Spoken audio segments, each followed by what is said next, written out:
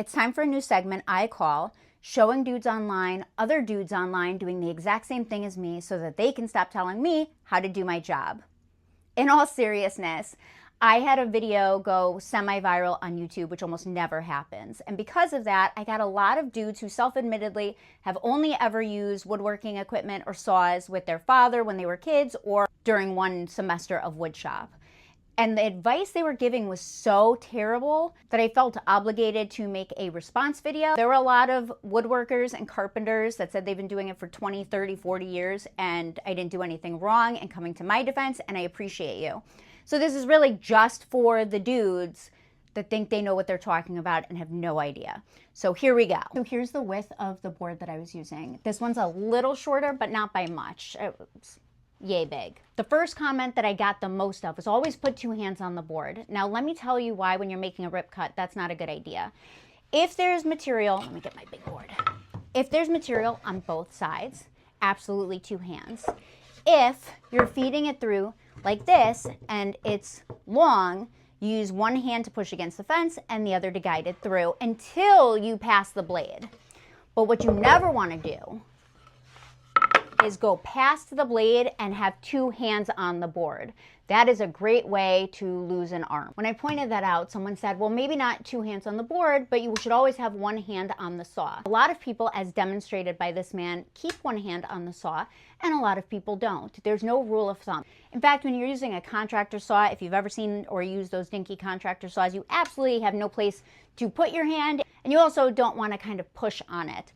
The stability should be coming from the hand feeding it through, and if there's an issue, you should immediately stop, not try to use this hand to stabilize yourself and keep forcing it through.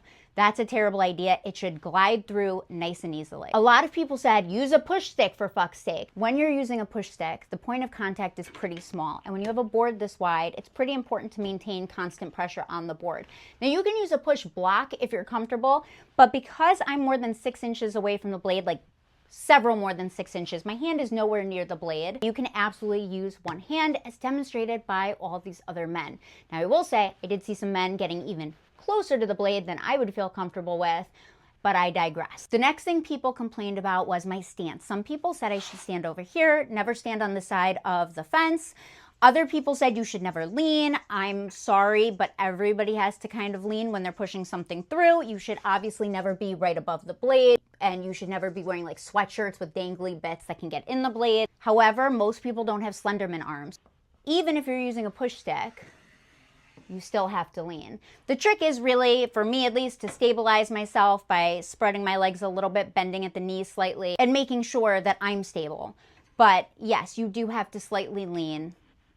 That's just inevitable, as demonstrated by men using table saws. And it doesn't make a whole lot of sense because if you're not using a push stick and you're using two hands for a wider board, you're going to have to do this. Nobody has arms long enough where they don't have to bend at all. The trick is you want to stand on the opposite side of the blade because if there's kickback, it's not coming directly at you. It's going that way into my wall. I personally have never been hit by kickback, thank goodness, but I do know several other people who have, so it scares me. I always keep my arms slightly back, which can look a little awkward, but when I first started, I started on a dinky saw that could easily get pushed over. It reminds me to kind of keep it out of the way a little bit, and that way if there is a problem, I don't instinctively go like this. I don't think I have to do it anymore now, it's just habit. I had another guy say you always keep two hands on the board in case the blade is dull. Don't work with a dull blade. You shouldn't be compensating for a dull blade by doing something that's also dangerous. Both of those things are dangerous.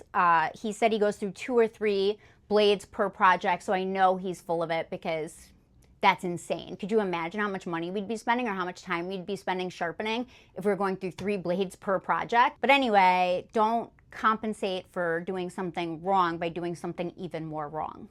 I feel like that's a given. I feel like I shouldn't have to demonstrate the difference between the front of a table saw and the back of a table saw. My outfeed table's clearly on the back of the table saw.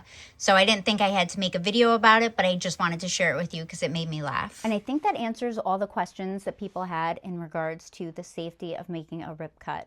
You know, I am just a girl. I'm just throwing this in there because I made that comment about the guys getting their hands so close to the blade.